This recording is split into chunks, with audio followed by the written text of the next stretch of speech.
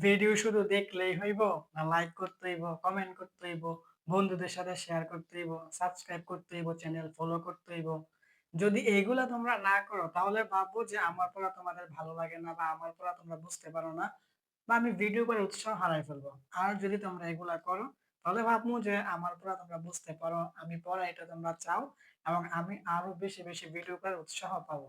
তাই তোমরা যদি আমাকে চাও আরো ভিডিও আমি বেশি বেশি করি, তাহলে তোমরা অবশ্যই ভিডিও দেখে লাইক করো, কমেন্ট করো, বন্ধুদের সাথে শেয়ার করো, সাবস্ক্রাইব করে রাখো, ফলো করে রাখো। তো যাই হোক, ভিডিও শুরু করি। ভিডিও হচ্ছে তোমাদের নবম দশম শ্রেণীদের ইংরেজি দ্বিতীয় পত্র ট্যাগ কোয়েশ্চেনের। আজকে আমরা সমাধান করব ময়মনসিংহ বোর্ড 2025। তাহলে আমরা দেখি ময়মনসিংহ বোর্ড 2025-এ আমাদের ট্যাগ কোয়েশ্চেনটা কি আসছিল। এ নাম্বারটা যদি আমরা দেখি, working hard is very important. এখন এখানে দেখো, ওয়ার্ক মানে হচ্ছে কাজ করা। এখন ওয়ার্ক অর্থ হচ্ছে কাজ করা, ওয়ার্ক হচ্ছে ভার্ব। আমরা জানি ভার্বের সাথে যখন আইএনজি যোগ হয় তখন ওটা কিন্তু আমাদের নাউন হয়ে যায়। নাউন কি আমাদের পার্টস অফ স্পিচ হচ্ছে আটটা। আটটা কি? নাউন, প্রোনাউন, অ্যাডজেক্টিভ, অ্যাডভার্ব, তারপরে কি প্রিপোজিশন, কনজাংশন। তাহলে ওইটার মধ্যে ভার্ব আর নাউন আছে। তাইলে ওয়ার্ক অর্থ কাজ করা, এটা কিন্তু আমাদের ভার্ব। আর আমরা জানি ভার্বের সাথে যখন আইএনজি যোগ হয় তখন এটা নাউন হয়ে যায়। তাহলে আমাদের এখানে কিন্তু ওয়ার্ক অর্থ কাজ করা, ওয়ার্ক ছিল আমাদের ভার্ব। এখন ভার্বের সাথে কিন্তু আইএনজি যোগ হয় ওয়ার্কিং, এটা কিন্তু আমাদের নাউন হয়ে গেছে। তাহলে ওয়ার্ক মানে কাজ করা, আর ওয়ার্ক মানে হচ্ছে ওয়ার্কিং মানে হচ্ছে আমাদের কাজ। এটা ধরতে হইব কিন্তু, কারণ আমাদের ভার্ব দ্বারা শুরু হলে কিন্তু আমরা জানি উইল ইউ লিখতে হয়। এখন তোমার বুঝতে হবে এটা কি ভার্ব না নাউন। তাহলে ওয়ার্ক মানে কাজ করা, ওটা ভার্ব ছিল। আর ওয়ার্কিং মানে হচ্ছে তোমার কাজ, এটা হচ্ছে আমাদের নাউন। তাইলে ওয়ার্কিং মানে হচ্ছে কাজ, হার্ড মানে হচ্ছে কঠোর, ইজ মানে হয়, ভেরি মানে খুব, ইম্পর্টেন্ট মানে হচ্ছে গুরুত্বপূর্ণ। তাহলে working hard is very important মানে কঠোর পরিশ্রম করা খুবই গুরুত্বপূর্ণ। তাহলে আমরা ট্যাগ কোয়েশ্চন করতে গেলে প্রথমত অক্সিলারি ভার্ব লিখতে হইব, মানে সাহায্যকারী ক্রিয়া। তারপর সেন্টেন্সটা অ্যাফার্মেটিভ মানে হ্যাঁ বোধক হলে আমরা নট লিখবো। আর যদি সেন্টেন্সটা নেগেটিভ মানে না বোধক হয় তাহলে আমরা নট লিখবো না। তারপর সাবজেক্টের প্রোনাউন। তাইলে যদি আমরা প্রথমত অক্সিলারি ভার্ব লিখি, আমাদের এখানে অক্সিলারি ভার্ব আছে ইজ, তাহলে আমরা অক্সিলারি ভার্ব এখানে ইজ লিখলাম। তারপরে কি বলছিলাম, সেন্টেন্সটা অ্যাফার্মেটিভ মানে হ্যাঁ বোধক হলে নট আসবে।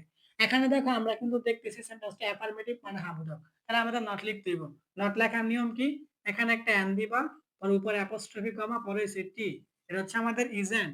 তারপরে আমাদের সাবজেক্ট হচ্ছে কি ওয়ার্কিং। ওয়ার্কিং মানে হচ্ছে কাজ, এটা একটা নাউন। তাহলে এইটার প্রোনাউন আমরা সাবজেক্টের প্রোনাউন হিসেবে লিখতে পারি ইট। ঠিক আছে, ওয়ার্কিং এটার প্রোনাউন আমরা লিখতে পারি কি ইট। তাহলে আমাদের এ নাম্বার উত্তর হচ্ছে ডাজন্ট ইট। এখন যদি আমরা বি নাম্বারটা সমাধান করি, দেখো work hard and stay focus to achieve your goal. এটা বাংলা অর্থটা আগে বুঝো কি। ওয়ার্ক মানে কাজ করা, হার্ড মানে কঠোর, এন্ড মানে এবং, স্টে মানে হচ্ছে থাকা, ফোকাসড মানে হচ্ছে মনোযোগ দেওয়া, টু মানে তে, এটা একটা প্রিপোজিশন, অ্যাচিভ মানে অর্জন করা, ইউর মানে হচ্ছে তোমার, আর গোল মানে হচ্ছে লক্ষ্য। তাহলে work hard and stay focused to achieve your goal বলতেছে কঠোর পরিশ্রম করো এবং মনোযোগ ধরে রাখো তোমার লক্ষ্য অর্জন করার জন্য। এটা হচ্ছে অর্থ। এই যে হার্ড, ওয়ার্ক হার্ড মানে কঠোর পরিশ্রম করো, এন্ড এবং স্টে ফোকাসড মনোযোগ ধরে রাখো, টু অ্যাচিভ ইউর গোল তোমার লক্ষ্য অর্জন করার জন্য। তাহলে এইটা যদি এখন আমরা ট্যাগ কোয়েশ্চন করতে যাই,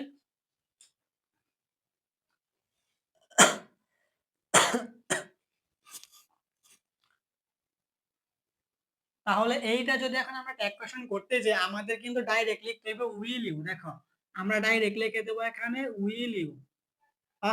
অনেক এখানে অন ইউ লেখে, অন ইউ লেখলো সঠিক, তুমি উইল ইউ লিখতে পারো, অন ইউ লিখতে পারো, কিন্তু উইল ইউ লেখা বেশি ভালো। এখন আমরা জানি ট্যাগ কোয়েশ্চন করতে গেলে আমাদের ইম্পারেটিভ সেন্টেন্স আছে, ওইটা তোমাদের এই যে এরকম আছে। এটা আমি বলি দেখো, আর লেট আস অথবা হচ্ছে আমাদের লেটস, এই দুটা থাকলে আমাদের লিখতে হয় কি শ্যাল উই। আর অন্য যে কোনো ভার্ব থাকলে আমাদের লিখতে হবে, দেখো এখানে আমি বলতাছি, যে কোনো যে কোনো ভার্ব, যে কোনো ভার্ব থাকলে আমাদের লিখতে হবে উইল ইউ। উইল ইউ, এটা হচ্ছে আমাদের ট্যাগ কোয়েশ্চন করতে গেলে মনে রাখবা, আমাদের সেন্টেন্সের শুরুতে যদি মেইন ভার্ব থাকে, সেন্টেন্সের শুরুতে যদি আমাদের মেইন ভার্ব থাকে, আর ওই মেইন ভার্বটা যদি তোমার এই লেটাস হয় অথবা এই লেটস হয়, তাহলে তুমি ডাইরেক্ট শ্যাল উই লিখবা। আর যেই কোনো ভার্ব হইলে, দেখো এখানে কি লিখছি, যেই কোনো ভার্ব মানে এই লেটাস বা লেটস, এই দুইটা লেটাস বা লেটস এই দুইটা বাদ দিয়ে যেই কোনো মেইন ভার্ব দ্বারা শুরু হইলে তুমি উইল ইউ লিখবা। এই নিয়মটার ক্ষেত্রে আমাদের এত কিছু মনে রাখতে হয় না, যে প্রথমে অক্সিলারি ভার্ব লিখতে হইব, তারপর সেন্টেন্সটা অ্যাফার্মেটিভ মানে হ্যাঁ বোধক হলে নট লিখতে হইব, নেগেটিভ না বোধক হলে নট লিখতে হবে না, বা সাবজেক্টিভ প্রনাউন এই কিছু মনে রাখতে হবে না। তোমার এটা হচ্ছে তোমার ইম্পারেটিভ সেন্টেন্স, মানে তোমার সেন্টেন্সটা মেইন ভার্ব দিয়ে শুরু হইব। আর ওই মেইন ভার্বটা তোমার যদি লেটাস বা লেটস হয় তুমি ডাইরেক্ট শ্যাল উইল লিখবা। আর এই দুইটা বাদ দিয়ে যে কোনো ভার্ব হলে তুমি উইল ইউ লিখবা। এখন দেখো আমাদের সেন্টেন্সের শুরুতে আছে ওয়ার্ক। ওয়ার্ক অর্থ কিন্তু কাজ করা। তাহলে এটা কিন্তু আমাদের মেইন ভার্ব দিয়ে শুরু হয়েছে। আমরা কি বলছিলাম যে লেটাস বা লেটস হলে শ্যাল উইল, আর যে কোনো ভার্ব হলে আমাদের উইল ইউ। এটা কিন্তু আমাদের লেটাস না বা লেটস না, তাহলে এটা আমাদের অন্য ভার্ব, তাহলে অন্য যে কোনো ভার্ব হলে আমাদের কি উইল ইউ। এই জন্য আমাদের এটা হচ্ছে উইল ইউ, ঠিক আছে। আমাদের বি নাম্বারটা উইল ইউ।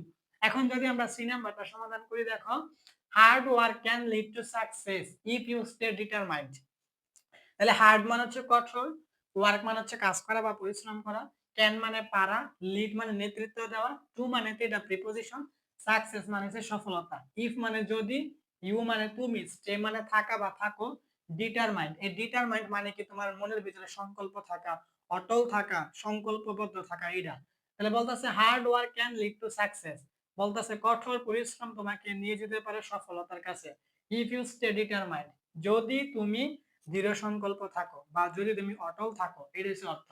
এখন এটা কিন্তু আমাদের কমপ্লেক্স সেন্টেন্স। দেখো আমাদের ইফ আছে, এখন আমাদের ইফ এর আগের অংশ এতটুকু হচ্ছে আমাদের প্রিন্সিপাল ক্লোজ মানে প্রধান অংশ, আর ইফ এর পরে এতটুকু হচ্ছে আমাদের সাবঅর্ডিনেট ক্লোজ মানে সহায়ক অংশ, ঠিক আছে।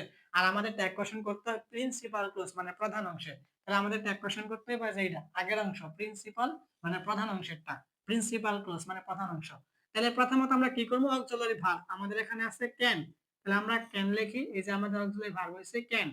তারপরে আমাদের সেন্টেন্সটা কিন্তু এখানে অ্যাফার্মেটিভ, তাহলে অ্যাফার্মেটিভ মানে আমাদের কি লিখতে হবে, নট লিখতে হবে। এখন আমাদের এখানে দেখো এটা হচ্ছে আমাদের এই যে এইটা ক্যান, তারপরে হচ্ছে আমাদের নট। এখন ট্যাগ কোশ্চেন করতে গেলে আমাদের ক্যান নট এইভাবে লিখতে হবে, এই যে দেখো ক্যান আর উপরে একটা অ্যাপোস্ট্রফি কমা পরে হচ্ছে টি, এটা হচ্ছে আমাদের ক্যান নটের সংক্ষিপ্ত রূপ। তাহলে আমাদের এখানে যেহেতু আমরা ক্যান লিখছি, এখানে উপরে একটা অ্যাপোস্ট্রফি কমা পরে হচ্ছে আমাদের টি, ঠিক আছে, এটা হচ্ছে আমাদের ক্যান্ট। তারপরে আমাদের সাবজেক্ট, সাবজেক্ট দেখো এখানে হার্ড ওয়ার্ক, হার্ড ওয়ার্ক মানে কি কঠোর পরিশ্রম, কঠোর পরিশ্রম এটা আমাদের সাবজেক্ট, কঠোর পরিশ্রম এটা একটা নাম, এটা সাবজেক্ট আমাদের রিট হইব। তাহলে আমাদের সি নাম্বারটা ট্যাগ কোশ্চেন উত্তর হচ্ছে ক্যান্ট ইট। এখন যদি আমরা ডি নাম্বারটা সমাধান করি, দেখো it does not always give quick results, it মানে এটা, ডাজ নট মানে করে না, ডাজ মানে করা, নট মানে না, অলওয়েজ মানে সব সময়, গিভ মানে হচ্ছে দেওয়া, কুইক মানে হচ্ছে দ্রুত বা তাড়াতাড়ি, রেজাল্টস মানে হচ্ছে ফলাফল। বলতাছে it does not always give quick results মানে এটা সব সময় তাড়াতাড়ি বা দ্রুত ফলাফল দেয় না। কোনটা, ওই যে হার্ড ওয়ার্ক মানে কঠোর পরিশ্রম, এটা হচ্ছে আমাদের বাংলা অর্থ। এখন যদি আমরা ট্যাগ কোশ্চেন করতে যাই, তাহলে দেখো আমাদের এখানে অক্সিলারি ভার্ব দেওয়াই আছে সরাসরি ডাজ, তাহলে আমাদের ডাজ লেখা সর্বপ্রথম অক্সিলারি ভার্ব। তারপরে আমরা কি দেখবো, সেন্টেন্সটা অ্যাফার্মেটিভ না নেগেটিভ। দেখো আমাদের এখানে নট আছে, এই নট দেখে আমরা বুঝলাম সেন্টেন্সটা নেগেটিভ মানে না বোধক। না বোধক সেন্টেন্স হলে কিন্তু আমাদের নট লেখা যাবে না। তারপরে আমাদের সাবজেক্ট কিন্তু এখানে দেওয়াই আছে ইট, তাহলে এই যে আমাদের হচ্ছে ইট। তাহলে আমাদের ডি নাম্বারটা হচ্ছে কি ডাজ ইট। এখন আমরা ফাইনালটা যদি সমাধান করি, দেখো actually it helps us to do things better. Actually মানে হচ্ছে আসলেই বা প্রকৃতপক্ষে, ইট মানে এটা, হেল্পস মানে সাহায্য করে, আস মানে আমাদেরকে, টু মানে এটা একটা প্রিপোজিশন, ডু মানে করা, থিংস মানে হচ্ছে জিনিসগুলা, থিং মানে জিনিস, যেহেতু অ্যাস আছে থিংস মানে জিনিসগুলা, বেটার মানে হচ্ছে ভালো। তাইলে actually it helps us to do things better, আসলেই বা প্রকৃতপক্ষে এটা আমাদেরকে বেশি বেশি ভালো কাজ করার, ভালো মানে বেশি বেশি ভালো কাজ করতে সাহায্য করে। কোনটা, ওই যে আমাদের হার্ড ওয়ার্ক মানে কঠোর পরিশ্রমটা। Actually it helps us to do things better, আসলেই বা প্রকৃতপক্ষে এটা আমাদেরকে ভালো কাজ করার জন্য সাহায্য করে, এর হচ্ছে অর্থ। এখন যদি এটা আমরা ট্যাগ কোশ্চেন করতে যাই, তাহলে দেখো আমাদের অ্যাকচুয়ালি তো বাদ, এটা আমাদের এখানে আসবে না, এখানে এখান থেকে করতে বলছে it helps us to do things better. এখন কিন্তু আমাদের এখানে কোনো অক্সিলারি ভার্ব নেই, আমাদের আছে মেইন ভার্ব হেল্পস। এখন আমরা মেইন ভার্ব থাকলে আমাদের উত্তর হয় হয়তো ডু, নয়তো আমাদের ডাজ, নয়তো আমাদের ডিড। এখন যদি আমাদের মেইন ভার্ব দেখে আমরা বুঝি সেন্টেন্সটা প্রেজেন্ট টেন্সে আছে, তাহলে আমাদের ডু হইব অথবা ডাজ হইব, আর পাস্ট টেন্সে থাকলে আমাদের ডিড হইব। এখন দেখো আমাদের এটা এরকম থাকতে পারতো H E L P E D help, যদি আমাদের হেল্প থাকতো তাহলে আমরা বুঝতাম এটা আমাদের ভার্ব টু, আর এটা আমরা পাস্ট টেন্স আমরা ডিড লিখতাম, কিন্তু আমাদের কিন্তু এখানে হেল্পস মানে আমাদের এটা ভার্ব ওয়ান আছে। তাহলে ভার্ব ওয়ান মানে কি প্রেজেন্ট টেন্স, তাহলে আমাদের ডু অথবা ডাজ, আর মেইন ভার্বের সাথে এস বাই এস থাকলে আমাদের ডাজ লিখতে হয়। তাহলে এখানে লেখা প্রথমত ডাজ, তারপরে আমাদের সেন্টেন্সটা কিন্তু অ্যাফার্মেটিভ মানে হাবুদাও। তাহলে আমাদের নট লিখতে হইব। দেখো আগেরটা আমাদের নেগেটিভ ছিল আমরা নট লিখি না। এখন এটা আমাদের অ্যাফার্মেটিভ। মানে আগেরটা আমাদের না বোধক ছিল এজন্য নট হয় নাই। এখন এটা আমাদের হা বোধক এজন্য নট হয়েছে। এজন্য বলা হয় নেগেটিভ না বোধক হলে নট আসবে না। অ্যাফার্মেটিভ হা বোধক হলে নট আসবে। তারপরে আমাদের সাবজেক্ট হচ্ছে ইট। আর এটা হচ্ছে আমাদের এই যে ইট। ডাজন্ট ইট। তাহলে আমাদের এ নাম্বার উত্তর হচ্ছে ইজন্ট ইট। বি নাম্বার উত্তর হচ্ছে উইল ইউ। তোমরা এখানে ওন্ট ইউ লিখতে পারো। সি নাম্বার উত্তর হচ্ছে ক্যান্ট ইট। ডি নাম্বার উত্তর হচ্ছে does it. R E number উত্তর হচ্ছে তোমাদের ডাজন্ট ইট। তাহলে এটাই ছিল তোমাদের নবম দশম শ্রেণীদের ইংরেজি দ্বিতীয় পত্র ট্যাগ কোশ্চেনের ময়মনসিংহ 2025।